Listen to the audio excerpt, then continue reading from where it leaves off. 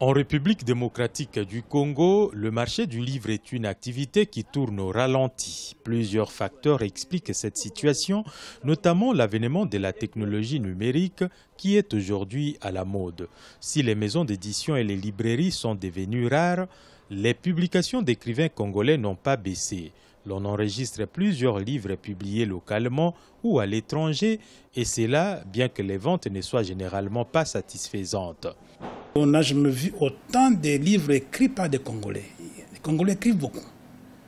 Bon, peut-être ces livres sont vendus à 50 ou bien 100 et tout ça, mais pas peut-être à 1 million comme ailleurs. Mais c'est déjà quelque chose. La situation qu'on déplore provient du fait que le pouvoir d'achat est très faible. Si vous devez vendre un livre à l'équivalent de 20 $ ou bien 20 €, c'est déjà beaucoup.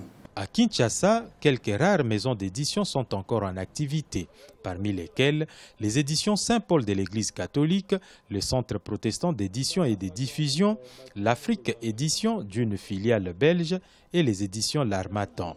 Le coût minimum du livre dans les 2 dernières éditions citées tourne autour de 20 €.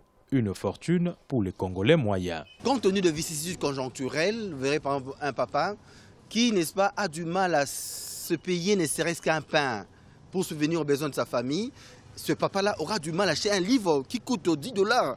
Déjà, il y a un sérieux problème. Donc, la crise socio-économique pèse sur le plan éducationnel. Si le numérique a un impact sur le marché du livre, beaucoup constatent un relâchement de la part des écoles qui ne cultivent pas chez les enfants la culture du livre. Il faut cependant souligner que le contexte socio-économique précaire que traverse la République démocratique du Congo place de nombreuses familles dans des conditions de ne pas faire du livre une priorité, notent les observateurs.